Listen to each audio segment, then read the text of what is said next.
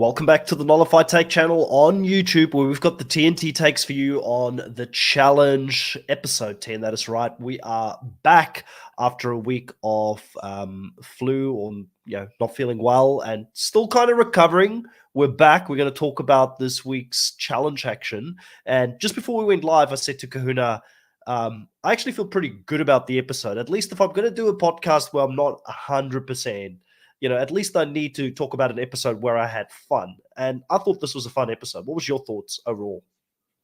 Yeah, Matt. First of all, I'm glad you're here. I'm sad that you're not feeling better yet, but you can still hear it a little bit in your voice. So I hope the listeners and the audience are glad that you're sticking through it, man. You got the putting up with the hard times just to entertain the crowd. But it was a good episode. I got the throaties, I'm ready to go. Like we're gonna get through this. But it was a good episode, right? Because so often we don't get to see the heavyweights in the game go after each other anymore. And that's one of the things I think that have frustrated challenge fans in recent seasons, is the fact that you don't get to see heavyweights take each other on. But this season there are so many heavyweights in the game, and it's actually quite entertaining to see Bananas go up against the house and be in a position where he has to fight, and seeing Tori make the shot. She isn't known for taking these kind of shots. I feel like she always takes the safe route where she can play that middle game. She's friends with everyone, almost like, how she's upset about Josh being friends with everyone this season. That's normally Tori's game. She's not playing that game this season. She's not playing a scared game. She's taking shots. Tori looked good this episode, didn't she? I've always been a Tori Deal fan, but I really felt like we even got a line in this episode which I thought was so monumental, that Kara talking to and basically said, "You're Kara Maria 2.0," and to see like this, what people have been saying for a few years now, that Tori is kind of the new Kara, or the new face. They're trying to force her upon us as the face of the challenge. And I feel like in this episode, she kind of stepped into that power a little bit. And it was a very coincidental thing that it happened to be because Devon wasn't there anymore. And that was interesting to me, because Devon, she's so closely tied with Devon. They're best mates, Dave and blah, blah, blah. They're obviously very friends. They're friends, but they're also an alliance and work well together. But it has played out that Devon does kind of take a little bit more of a upper hand in their relationship. Tori does defer to him so much, and with good reason. Devon is good at this game. He's strategic, he is very good at this game. And to see her kind of stepping into her own power and knowing, look, I've been good at this game for a long time. I get far because of my alliances. I go to the finals. I've won once. Now she's actually trying to control things, and actually, rather than just being in the safety of an alliance, but actually try to take shots. Like you said, she doesn't do that. And it's pretty amazing to see, especially in the back of on this season. This is the season 40, where we're kind of, I hate to admit it, I don't know if you're picking up on it, Chris, as well, or maybe it's just my age or whatever it is, but seeing Bananas, you said fighting, but struggling, but not just the fight, but also he seems to have lost a lot of his aura, his power, his within the game. It's just I think it's a case of everybody wants to see the king fall. There's that whole thing. There's that, not that he's a hero, but there's this saying out there that people say, when a hero falls, the cowards rejoice, right? And I kind of feel like he is at the top. If you're going to take, you're going into season 40, it's a big season. They're doing what people in Survivor did. They went after the big ones right off the gate. The only person that they forgot about was Tony. And I feel like, compare Survivor season 40 to the challenge season 40. Tony is actually Jordan in this scenario, because somehow Jordan is getting away scot-free. People are looking at Bananas as this big threat in a final. And it's like, well, Jordan is just as capable as Bananas. He's got more friends in the game than Bananas this season, and he's about 8 or 9 years younger than him. He's way bigger threat than what Bananas is. And in some ways, I'm kind of you said that, and I don't want to start off with a bad point, but with Tori, because I actually, for the most part, I am finding, and I know our fans that listen to the show, I hate actually saying fans, listeners of the show, people that are fans of the challenge, right? They're not the biggest Tory stands. There's not Yeah. many stands out there. And I've always been of that belief as well. I've always said Tory's forced on us and I don't like her. But it's kind of like when you see pundits talk in sport and they see a rookie and they keep saying, this rookie can be great, this rookie can be great. And you're like, they're never going to be Michael Jordan. They're never going to be LeBron James. Like, they're never going to be that state. And then suddenly they have a season where you're like, the penny drops. And you're like, aha, that's what the pundits have been talking about. And I feel like Tori's having that season. Like, even for me, like, I've never been a hater because I just don't understand why people hate. I just don't get it. That's just not in me, but I've not been a fan of hers either. And this season, like, I mean, you know, I'm a big Cara Maria fan. She beat Cara Maria for the second time. Like, we firstly saw her, and I know a lot of fans, like Lovable Nikki's definitely going to be in the comments afterwards trying to, like, have a go at us for this, but she held back both Cara Maria and Laurel in a previous daily with some other women, which she was standing her own. We gave her props for that. This episode, she outright beat all of them, outright beat Cara Maria, who is a CrossFit beast, right? She beat her to the puzzle. It wasn't even like people could say, well, Cara Maria's maybe not as good at the puzzle. Cara Maria wasn't even at the puzzle when Tori finished the puzzle, right? So she outright beat her in the physical side of it. And, you know, you've got to give credit where it's due. Like, but I do still see a flaw in her game if we're going to be critical. And that flaw is Jordan. Jordan does not give a crap. Like, he is using Tori at the moment as a tool in this game, as a shield, like he was doing in this episode, where he's like, I'm just going to put all the blame on Tori if Tori makes this move. You know, I'm going to be sitting pretty because, like, clearly no one can control Tori. And I thought, you know, it was an interesting strategy that he was using. And I was kind of, I don't know, I was kind of like seeing with, like, you know, she's lost Devin in the game, somebody that maybe controls her vote sometimes. But I feel like Jordan's kind of stepped in and somewhat taken that role. Did you see it that way as well? Or were you surprised to see Jordan? Because Jordan and Tori, they kind of care for each other, but he's like, she could be collateral damage. I'm all good with it. Yeah, I think Jordan's ultimately, I think he's a pretty loyal dude if you have that agreement in place. Like, he's said that multiple times. Like, once I say it, I'm doing it. And he's pretty good that way, but he's also the ultimate competitor. And if, you know, he's not engaged to her anymore, they're exes. Yes, they still have a very, you know, special place in their heart for each other because that's life, right? But it's not going to stop him from getting, you know, $500,000 or what is it, 250? Like, it's $1 million, isn't it, this season? It's $1 million. I feel like it's half a mil each. 500. Oh, is it just one person winning? Is it one person winning or two people winning? Is it male and female? No, I think it's. I don't know what they said at the start. I assume male, female. I don't think it's one because hopefully, if it was one, I would have remembered and be annoyed.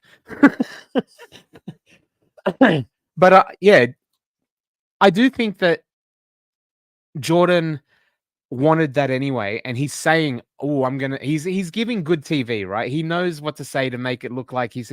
But ultimately, I think Tori was going that way, regardless, right? Like, she was making that decision. And Jordan got to tag onto it and go, yeah, I get to, like, you know, be the shield. But I think if he wasn't trying to get her to go either way. And I don't think she was going to go either way. And Jordan convinced her to do bananas. She was doing that anyway, right? Yeah, no, I agree. I think she was always going to take the shot in this moment. But I still like the position he's put himself in. One thing, though, about Jordan's growth as a human being has been good for him as a person. I think we are seeing it this season. Like, for instance, when Bananas came at him, said, hey, at some stage, you're going to have to make a play. You can't be doing X, Y, and Z. He was just like, okay, I'm going to let Bananas have his moment. Bananas can't target me directly. I'm not going to blow up at him. But if you think about Jordan from, like, a couple of years ago, like even like maybe 3-4 years ago, he would have blown back up at Bananas. This would have been a big deal. And I feel like even him saying, like, I'm not a part of the drama. This is why I stay out of the drama. He's like taking this high ground. It's good for him as a human being, but it's kind of taken away a little bit from him as a entertaining TV character. Is he boring? Do you agree with that? He's boring. Like, I feel like to a certain he still says cool stuff at the camera, but there's times where I'm just like, he's not bringing like any extra drama. That's why, you know, Jordan is to blame that we have Josh, because they're like, we need to balance Jordan out because he's so bland now that we need Josh there to create the drama. You see what I'm saying? So when people get angry at Josh being there, they should also be getting angry at Jordan, I feel like. Yeah. Jordan, you let us down, and now we have Josh. That's what it is. Am I picking a fight with all the challenge fans? Like, I feel like all the challenge fans are going to come at this podcast now and say, how dare you call him out? How dare you? But again, like, I thought Bananas, being the showman that he is, going into this, I loved it. I absolutely ate it up. Like, him going into the deliberation, I don't think anybody this season has owned the deliberation like he did. Like, yes, he's not been getting a lot of content prior to this episode, but then going into that deliberation and just being straight at them, saying, hey, put me in. I'm not scared. Like, throw me in. Like, I'm a bloody good competitor. Like, I have got the 7 rings for a reason. You throw me in, I'm coming back and I'm taking a shot straight back at you.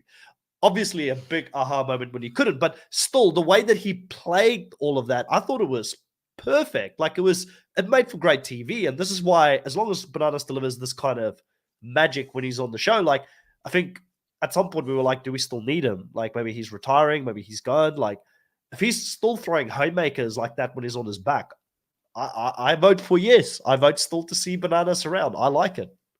Yeah, I'm with you. I think this is this shows how Bananas is so good, is because I was watching it and I genuinely 100% believe there's zero chance Bananas talks that way if Ryan wasn't sitting across from him.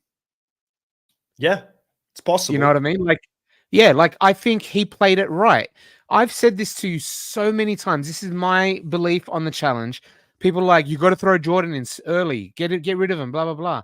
And I'm like, you throw a Jordan in, you throw a Bananas in, you throw a CT in, not this season, but generally, like, the odds are in their favor that they're going to come back and make life difficult for you. You take that shot early, there's a chance they come back and do things to, like Jordan wisely said, I thought that was really smart that he was like, the women pick the men. There's nothing Bananas can actually do to me. Yeah, really smart. He's like, the format of this game. But Bananas only took that tack because he knew, I can confidently say, and even if I don't feel as confident, it has to at least put a question in Tori and Jordan's mind. I will beat Ryan. Like, I will beat Ryan. And that's why I can talk that way. I'm coming back into the house. If it was someone else across there, if it was a Jordan across the room, I don't think Bananas is talking as confidently and taking that tact. Oh, it depends. Obviously, yeah. You've got to play the field that's in front of you, and I thought Bananas did that brilliantly. Which is what's so brilliant about it, right? That he did play the person in front of him. He knew that Ryan was sitting in front, and he played that as the thing. And even though we're giving credit to Tori, like I said, she's moving up in my estimation. She's starting to prove that she's. And good morning to Hollis, who's just jumped in as well. Morning and welcome to the show. Even though Tori's stepping up and she is becoming, I think, a leading woman of the show, like she's up there now and she's trying to prove herself with the great. She's still humble and has respect, and I'm trying to achieve that, calling out Laurel and Carmery as two of the GOATs. Interestingly enough, leaving Rachel out, which I think Rachel's been having a pretty good season as well. But, I think one of the things for me is I think Tori's still not great strategically. Like I said, Jordan kind of, letting her make these moves, kind of sinking herself. And then the second part of this is, if you're going to throw Bananas in, I know she had a certain type of loyalty to the people that she was with her era, but who should she have thrown in there? Like, I feel like you throw like a Kylan in there. You throw like maybe, I don't know, she wouldn't have thrown Josh in there, Theo or something like that. Like, you want to have beasts go up against Banana. And she picks like the two guys that is by far the weakest out of all of them, and Derek and Ryan. Like, I just don't see Ryan and Derek. Derek again, great at running, great at doing the stuff. I'm telling you now, Derek, even in a elimination against Bananas, I would have not backed him at all. Like, these are not proven challenges. These are not like the top of the crop, right? You need to put people in there where you're like, oh, maybe we're going to be sending him home. Who, Tori? Yeah, Tori. Like she needed to put people in next to Bananas that he actually could have gone home to. Like I said, like a Kylan or As like the targets at the end. because she had the choice, right? She chose the targets. Did she? Did she win Yeah. that? No, Rachel did. Rachel did. You're right. You're right. Yeah, yeah. Sorry. It's the winner of the No. elimination last week. Tori. Yeah. So Rachel won the elimination and then chose The targets. Right. Sorry. Blank moment there. Isn't Blank it? moment. Yeah, yeah. She chose the targets. I thought. Yeah. No, but and then Tori. Tori did. Sorry, now I'm confused. You're confusing me. Tori beat Casey, and when she beat Casey, she had the choice of who she wanted to throw, and then she threw a Hail Mary back at Bananas at that point, right? Because she beat Casey in the elimination in the previous round. So it was Tori. Sorry. Yeah. Oh, was it Tori? Okay, I might be wrong there. I apologize. Yeah, but she beat Casey. If that was she the beat case, Casey. Then really bad decision. Yeah, like I said, she beat Casey and had the choice and threw them in. Oh, of course. What am I saying? Yeah. Rachel. It's okay. Rachel won the. Yeah. What am I saying? We didn't talk about last week's episode, so that's why. Yeah, that was her whole thing with. I also did appreciate that Tori was like saying. It's a difficult balance because as much as I'm like, I like when they play strategy, I like when they play the game. I did appreciate, and I don't know how much I respect it as far as gameplay goes, but I did appreciate that she went, look, I was there last week when I had to fight Casey. I don't want Derek to go against Ryan. Like she knows what that's like. She also said, I'm trying to be a better friend. I really just don't care for like Ryan or Derek. I'm like, whatever. Like, yeah, I don't either. I don't either, to be honest with you. These guys, like, I'm sorry. But I like that she knows what it's like, so she didn't want to do that to someone else.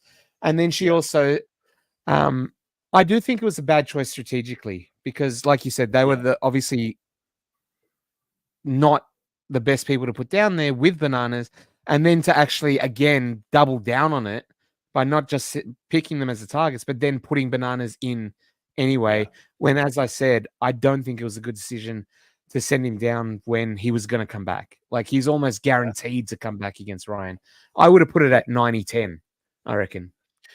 What did you think of Bananas's Angels and the new alliance that he's creating? Are you pro Bananas and the Angels? Rachel, Jenny, and who was the Aviv? Do you think that's an alliance that can carry him to the end? He's kind of, and you know, one of the funniest things.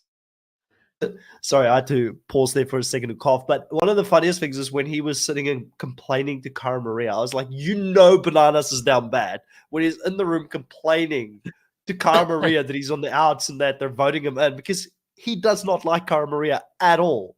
And he's like unloading on her. So the guy really is just in such a bad spot now that he's got Bananas' Angels, which Rachel is attached to. But Rachel, she's playing a crafty game as well. Like I feel like she's already got like she's working on parachutes. If that plane goes down, she's got parachutes. She's working on that.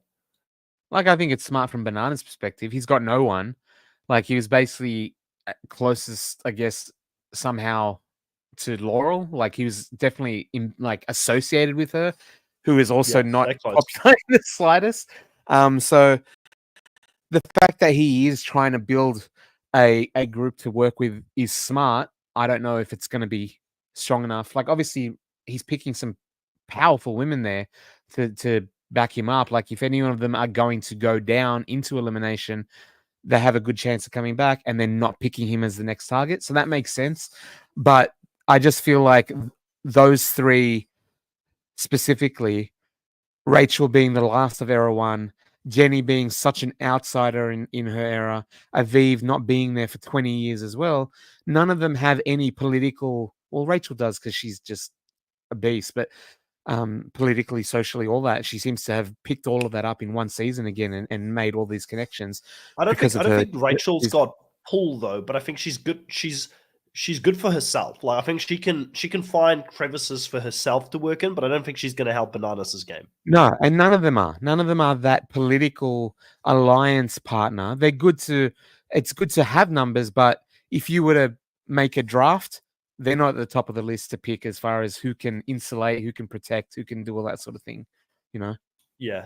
Do you like while we're talking about Rachel's strategy of working with Tori, and Tori's like, I don't get how this is going to benefit me because we're not going to be able to target each other. But then in the very same sentence, again, where we've given Tori credit, I do think Tori is a good player of this game, but I think she sometimes does miss some of the strategy because Rachel went in with the, can you put a good word in for me with Jordan? So clearly Rachel is getting more from this relationship or this alliance of looking out for each other to get to the end than what maybe Tori's getting, because who's Rachel bringing in to help protect Tori? So I feel like Rachel is kind of getting more from this relationship, if that makes sense.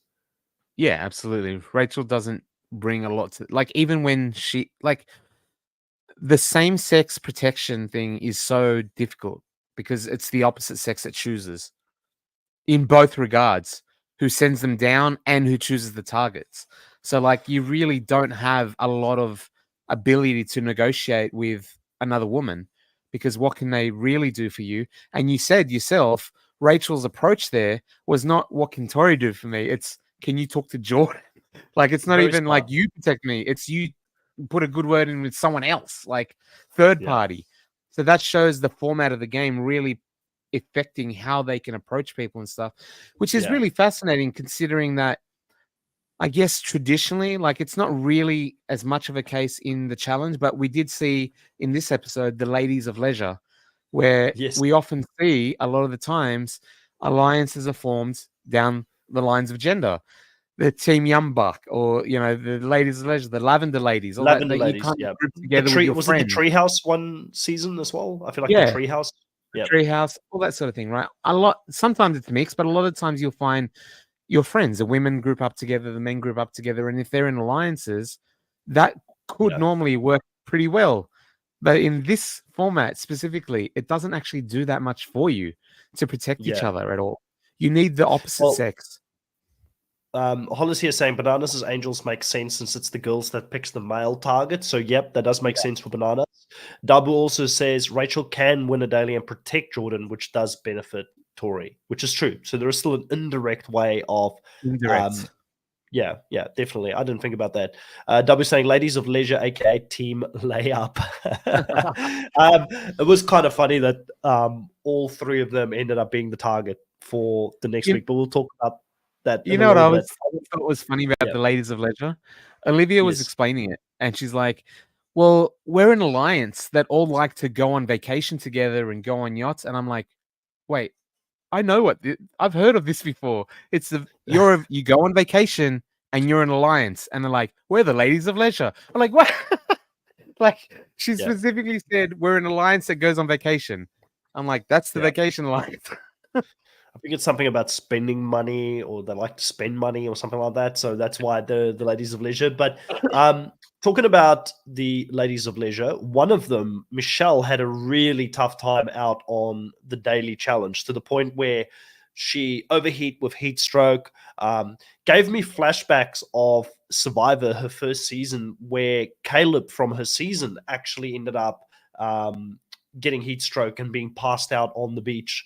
And it was a pretty scary moment actually in Survivor history. And she wasn't fully to that degree, but she was in a pretty bad condition after doing this challenge, and looked like she was wanting to quit there at one point. And I don't know if I'm getting soft or if it's just the illness and not being like fully 100% myself.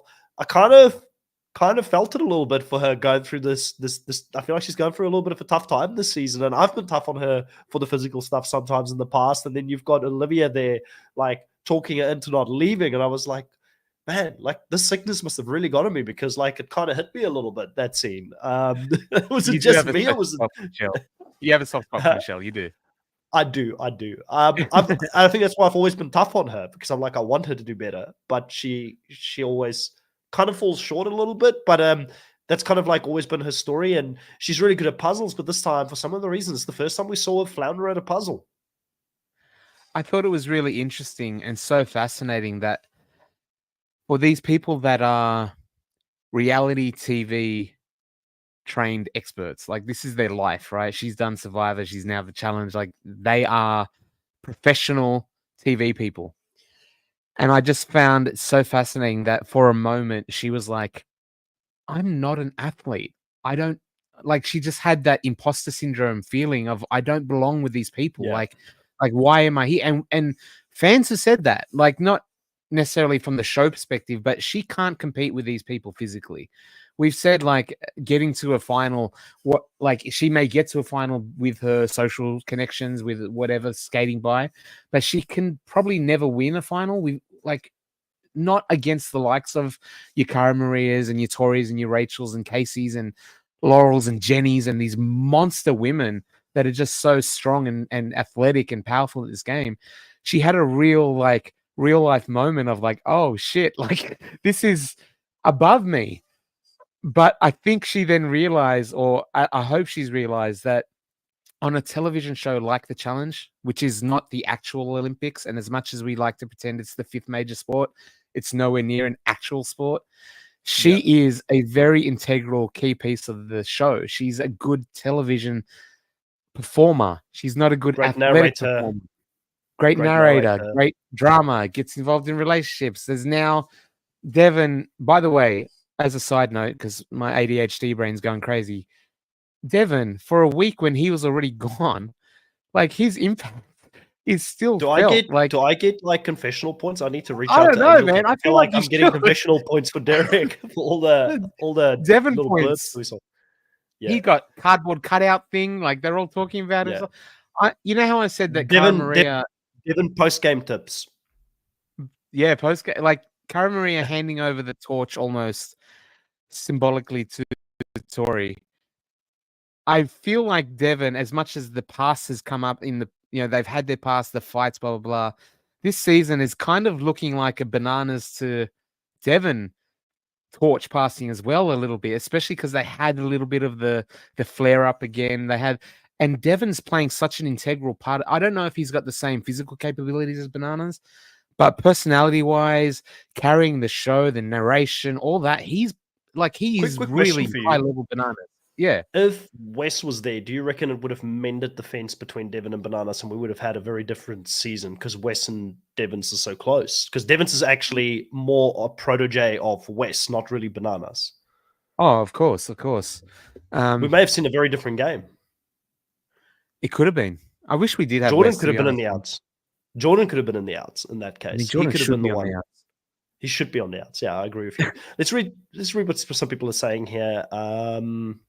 Hollis is saying Michelle would never make it through a final, but I want to point out that when we watch the TV and we're sipping our nice cool water, whatever you enjoy when you're having your beverages and you're watching the challenge, I don't think we fully appreciate how hot and humid it was out there. And if your hydration wasn't good and you were dehydrating, I mean, she's done better in past challenges. This is the first time we've seen her absolutely fail in this manner. And then I look at someone like Theo, who was puffing and huffing and couldn't get it done either.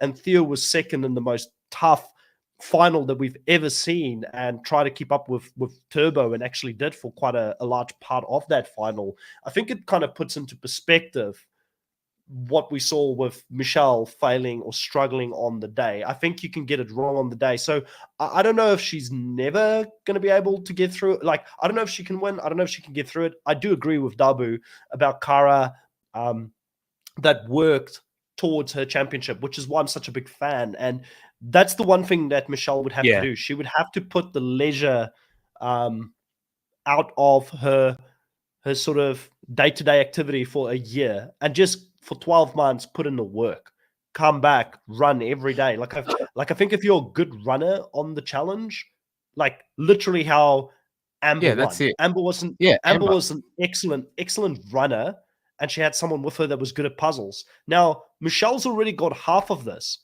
It's harder to train to become good at puzzles and to become good at that aspect of the game than what it is to become fit. Becoming fit just takes massive amounts of dedication. So I think if she could apply herself, I would disagree.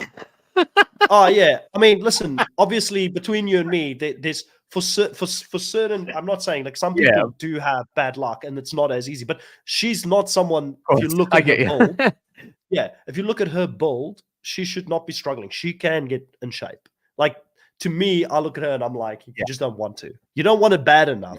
maybe this moment is the moment, Kuna, that makes her wake up and decide, I actually do want to become a champion badly. So I'm going to work at it. I don't know if it will. I wish it did. But, let's see what other people are saying here. Hollis is saying, Maria took the time off to work on her physical shortcomings. That's true. AR saying, I think West would have taken the rotted fruit out because it's numbers and West isn't dumb strike if you can.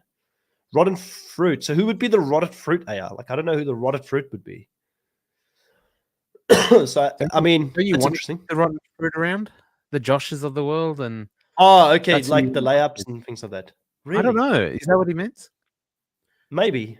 You'll have to explain it, AR. But I mean, that would be not smart of Wes. I've always respected Wes as a smart player. Like, if you're not going to go up against layups in the end, what are you doing? To a certain degree. Like, don't you want the money? Don't you want the bragging rights of winning the best season ever? Hollis saying, sorry, Dub, I didn't see the second part of your text. Dub is saying Ashley and Camilla didn't have size but had endurance for days. Okay. AR bananas. I feel like bananas and Wes are in such a good space. Bananas, okay. Makes sense. I feel like they're in such a good space these days. They're like they get along so well. Like, I don't know if you would have picked them. They love each other. Even on the podcast, they can't have enough of each other.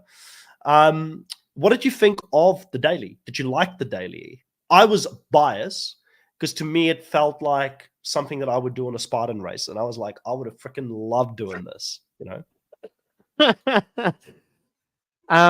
No, I appreciated the fact, like you said, like it was hot enough and difficult enough that it had them struggling. And it was another element of what I like about the challenge is that they always do something that pushes or challenges a different element of your abilities, whether it's endurance, whether it's skill, hand-eye, like whatever it is, there's always some little different skill in the combination of others. But this one was just straight up like endurance. Like, how long can you run in this incredible heat? And then after going through that incredible thing, do a puzzle. Like that's so like to the point where, you might even do one upside down and not even realize it is how hard it would have been. Exactly. I was just going to say, I don't want to kick a man when he's down, because we already, like, for me personally, I was like, yeah, I mean, I know they were doing a lot. They were like, Ryan's dad was in the army and went there, and there was the struggle. And maybe it's because that is obviously speaking to certain people out there that would get a lot from seeing someone like Ryan as a role model that played this game. But for me, from an entertainment standpoint, I wasn't entertained by Ryan. I wasn't entertained by him last season. I wasn't entertained by him this season. And then seeing him fail. Yeah, and then seeing him fail at that puzzle so badly, I was like, who could we have seen? Like, the dumbest way as well, right? Is this the best that they could have done for Era 2? Like, how bad was Era 2 in the main section? Like, that they couldn't find someone else? Bananas was hampered. Although they got a lot of them left. Like, none of them went home. None of the guys actually left. So because of the women. The women have been carrying that. They had the strongest women, like Cara, Laurel, Emily, and Aviv. Like, what the fuck? Like, holy crap. That's a pretty stacked team. Yeah, it was very interesting, and yeah, I liked it. I thought it was a good daily challenge. Enjoyed it. I like the fact that you could fill other people's tube as well. I wonder if there was a better strategy out there that someone could have used. Like, if you knew you're targeted and you're like, okay, I'm good for, like, Bananas doesn't really have friends in the game at the moment that are male, but you could like try and make someone else win, and that probably just the circumstances didn't really play or cater to that with the targets that were on there. And then what would have happened if one of the targeted people won? Would they have automatically been saved? Like, that wasn't explained. I assume so. And then I think it would have been last place, and then the other, and then one of the targets. Yeah, one of the targets. Yeah, so that's another thing you could have done. Derek and Ryan could have been like ganging up, trying to get one of them to win. Or I feel like there was more strategy. Maybe there was untapped that people didn't try and get into in this specific one that maybe they missed out on. But if it was like a West playing, definitely would have thought about how can he game the system. See an angle maybe that no one else has seen. And what was the other thing I was going to say about that? The other thing I think that a lot of people missed, Kuna, is that TJ said twice in the episode that if you come in last, you're in the sand. So it doesn't matter if you're targeted. If you're last, you're in the sand. But then one of the targeted people will go up against you. So technically, you could not be a target and still not be safe. If you're coming last, you just have to not come last, right? Yeah, exactly. You just need to not suck, basically. Is this one of those situations where we found ourselves on the challenge where you almost don't want to win? You meant for like a target to be placed on you or something?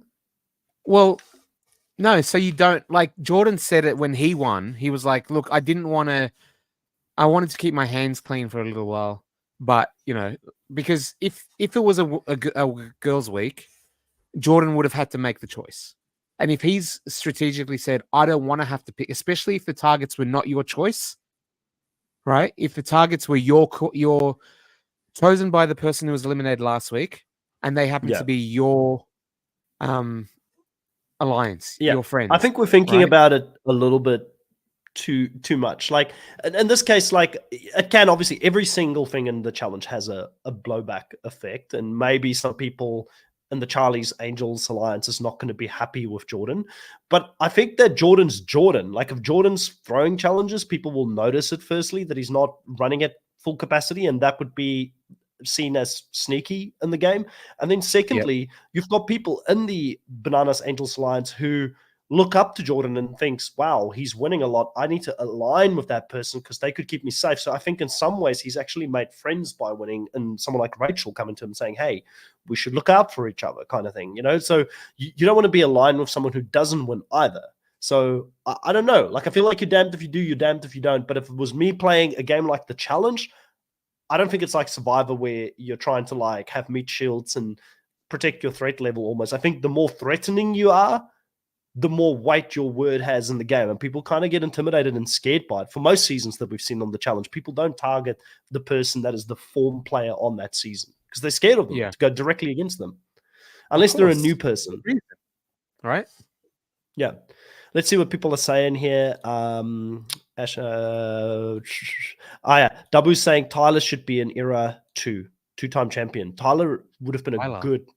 Yeah, he would have been like, he was kind of, when he came back on All Stars, he was out of shape.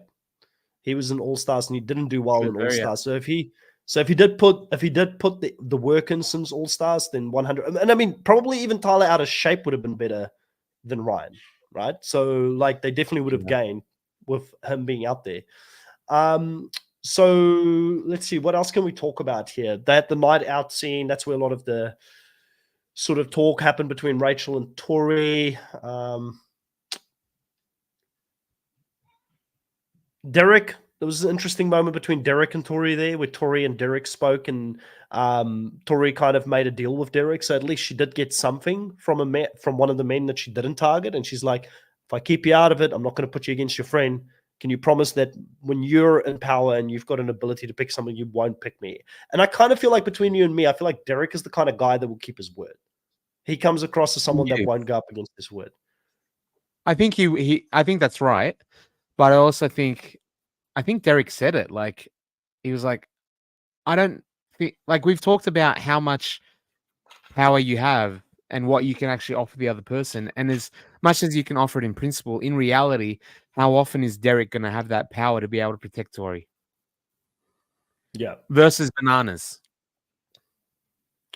Probably less, but the Bananas thing was for Tori, it became a thing out of principle. It's out of principle. And I think it was also just the fact that if what Bananas did to Devin was gameplay, I think Tori would have gotten over it. It's the fact that Bananas, and I don't think Bananas realizes that he went beyond gameplay. He was trying to come between Michelle and Devin. He's still taking shots at Michelle, even at the end of this episode, saying, "You're going to be soon to be the ex-girlfriend." At the end was crazy. Like, that's why he's the best. Level of pettiness is like next level. But before we talk about who he chose, someone's pet snake. Okay, we'll talk about it. So he picked Naya, which we kind of knew was going to happen because he spoke about this at the club scene where he's like, Naya's close to Jordan. I have to take a shot back at Jordan if I can't get Tori. And then, so I thought his choices was actually good. Olivia, Naya, and Michelle, none of them were ever going to work with him. So great choices to throw in there. And I think Cara Maria must be thinking to herself, what the hell? I did not get targeted in this moment. But probably a good move for him, to be honest. Like, Cara Maria seems unattached to anyone. Like, I'm actually quite fearful for her as soon as some of these numbers start going. Like, I don't know if anybody's got her back. So if I was Bananas, I would actively be working and trying to say, I know you and Laurel don't get along, but come with us. We've got numbers. You've got a house with me. Join the Bananas Angels.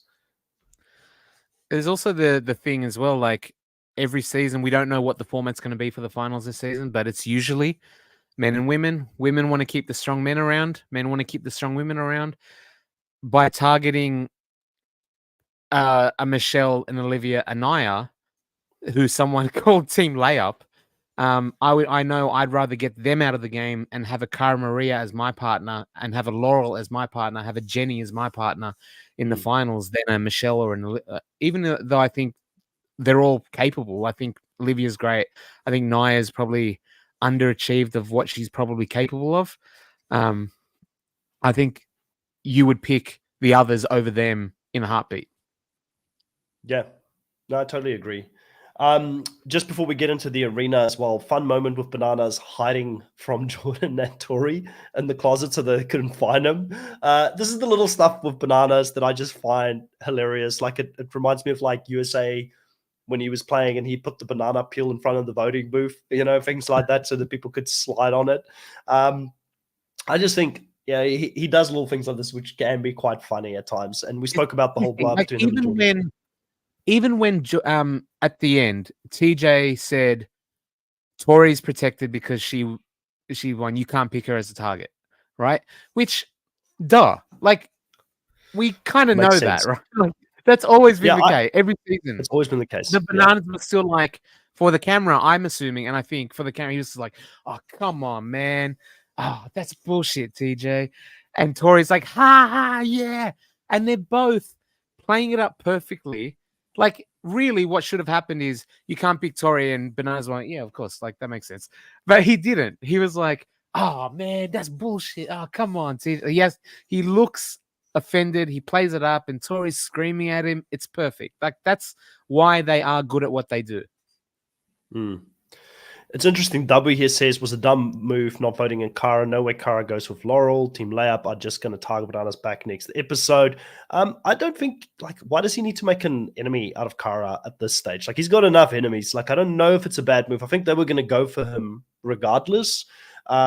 His thing is like Kara's a strong female that maybe will throw him a bone now that he didn't throw her in, and she could win a daily. Laurel could win a daily, so he's got some strong females there that could win dailies. And then Rachel could win a daily, but I don't think it's in Rachel's best interest to win a daily next episode, Kahuna. I think in Rachel's best interest at the moment is to lay low and maybe come in second or third, because she would have to show her cards to both Jordan and Bananas in that case. And I don't think she should be doing that. Yeah, so I feel like for her, the best move right now is to lay low. What did you think of the arena with the quad bikes going up against each other? I don't know. I'm mixed, to be honest with you, because on one hand, I'm like, this is the crazy, weird, completely experimental, funny, like never been seen on any television program before ever. I don't think. Yeah. This is the shit that the challenge does that we love. But only thing that would have made it more epic if they were on horses. Like, I would have freaking loved it. I would have made it even more epic. Imagine them doing like imagine them doing, like where they got the epic horse race. Yeah, when they joust each other and that. Like, imagine that. That would be insane. I would have put it past the challenge to try something like that. Well, when I first saw it and I saw bikes, I was like, wait, I thought it was going to be like a joust. I didn't know it was a chase thing. So I did like it in principle, but then in watching it, I went, oh, these are grown men on little toy bikes chasing each other in circles. Like, I loved it. I went, oh, I loved it. Like, I was here for the silliness. I also was watching it going, as a big dude, I was like, this is bullshit.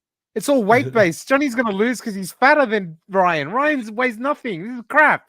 And then Ryan can't drive, so that made all the difference. Yeah, I was a bit worried for Johnny with the same observation as you, because the smaller the quad bike, weight actually does make a difference.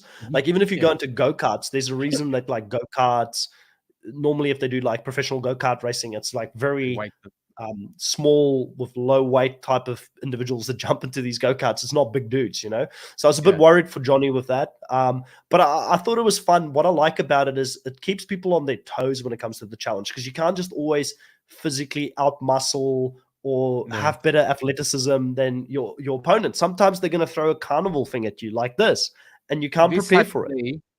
The absolute best case scenario for Ryan, right? Like he couldn't drive. Like he couldn't he can't drive. But it's not driving anyway. It's a quad bike. No, listen. I've never seen someone on a fucking straight hit the tires. Like, it's a straight. It's not even him going around a corner, and he just, like, was he looking at bananas? What was he doing? Like, he was clearly not looking at the turn. He was looking at the corner coming up. Mate, like, that was some horrible, horrible driving. I hope he never gets like up behind an actual vehicle and drive people around, because I would not trust him driving me around. That's all I'm going to say. But I love go-kart. No, he would have got in, right? Anything like go-kart, speed.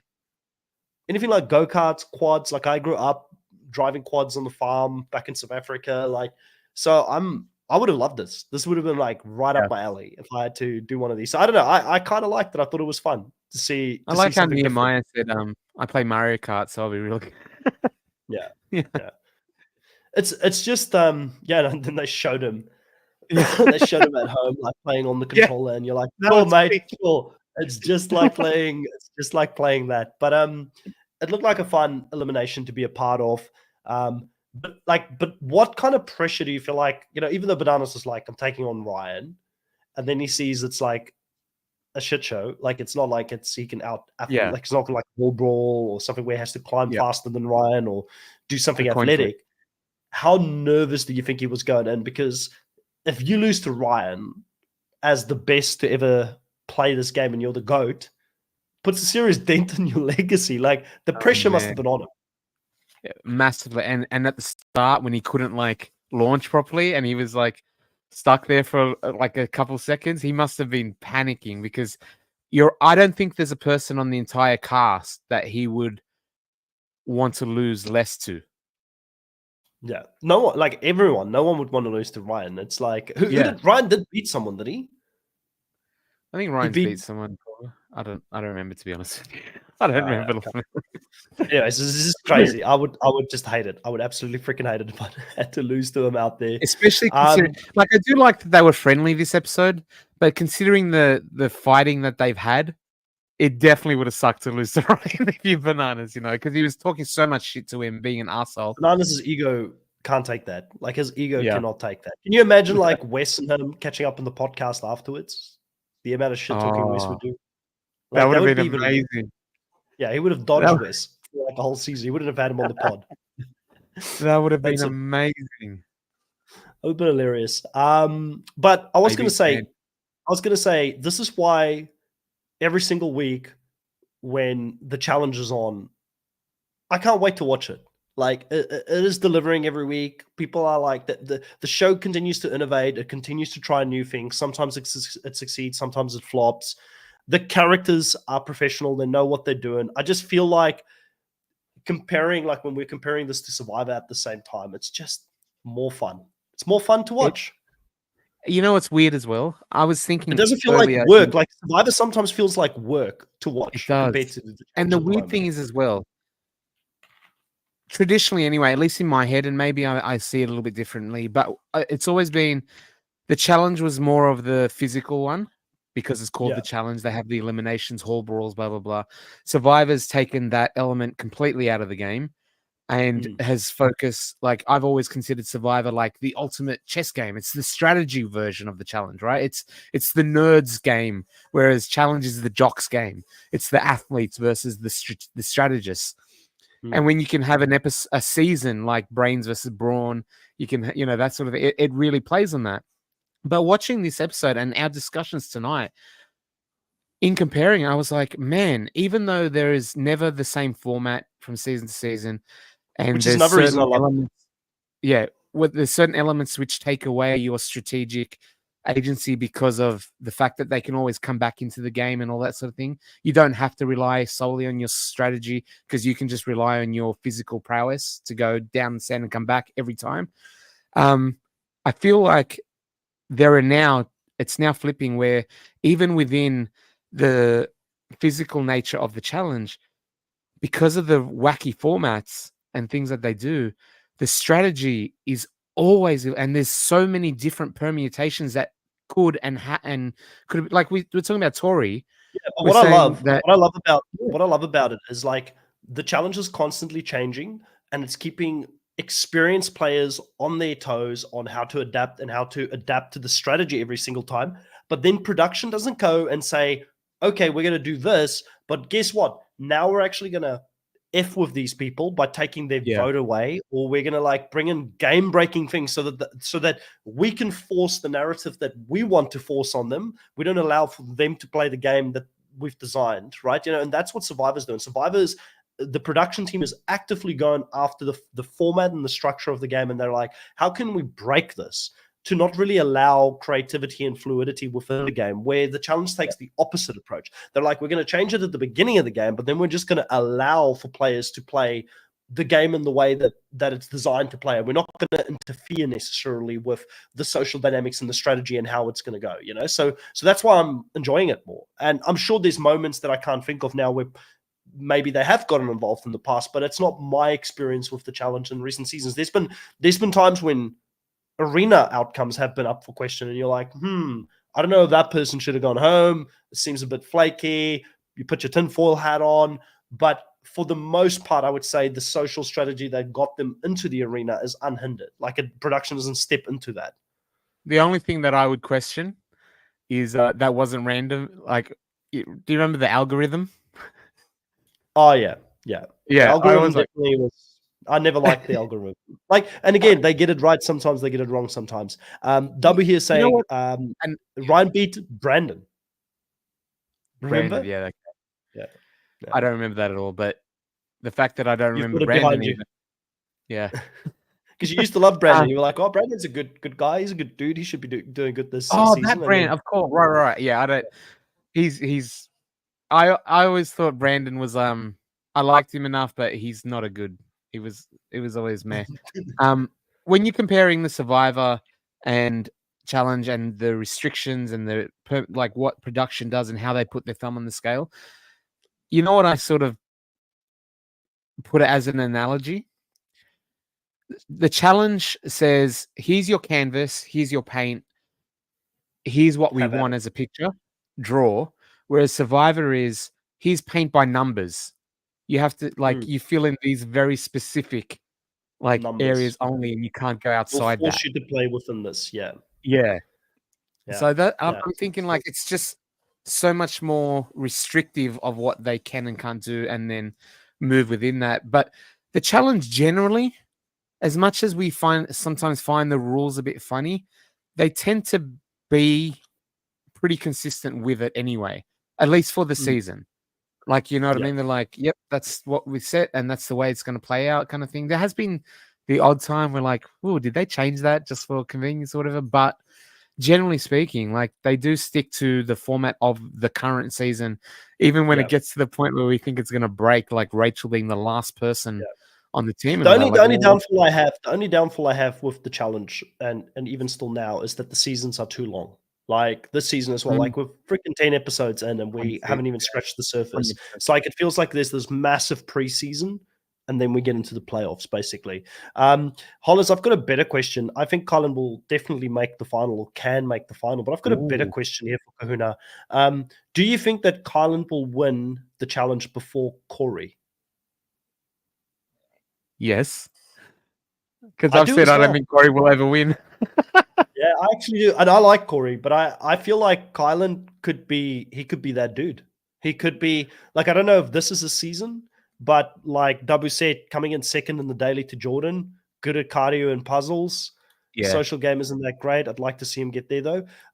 Strategy though, I feel like, like listen, when you're a beast like Kylan and you take out champion after champion and you send them home, like I think he's got more champions that he's beaten than most people in arenas, right? Yeah. He's just taken so many champions out in one season and even this season. Yeah. Right. So again, I think that Kylan's just that guy where like he could easily win. I could easily see him win a season. I don't know if he's ready yet to take on Jordan, or Bananas if he gets in the fight. I think you could take Bananas. Bananas is not as fit as he used to be. Dabu saying, why not? He was second. Okay. Mucky saying, my two favorite lads. Remember to add sauce to your hot dogs. That's from Survivor. Hollis also says, absolutely could beat Corey to the win. Is there anything else you wanted to talk about, Kona? I think we touched on all the main talking points. No. It's a fun episode. It's good. Yeah. Yeah, it was a fun episode. Everybody, thank you for checking it out. I did get through it. Hopefully by next week, my voice will be fully back. We'll be back on track to have a really, really good pod with everybody. We may also have a challenger on the podcast with us. I'm sure everybody, if they know who's friends with the channel, can put 2 and 2 together, who may be on the channel with us next week for the podcast. And I know he is a fan favorite of a lot of people that follow the Nullified Take channel and also the Angel Cake channel. So stay tuned for that. We're going to try and make it happen for next week. We'll have some royalty on the channel with us as well. But for now, if you do like this content, please hit subscribe, put a like on this video. And for those that are checking it out at a later stage, I know that we do these podcasts very early over in the USA. Please comment below. Let us know, what do you agree with? What do you disagree with? And double wins the prize. Yes, it's Troy. Troy may be on the podcast next week. I've been talking to him today, so he's pretty keen to jump on. Talk to everybody next week. Have a great weekend on that side, and can't wait to talk about the Challenge 40 episode 11 next week. See you guys. Bye.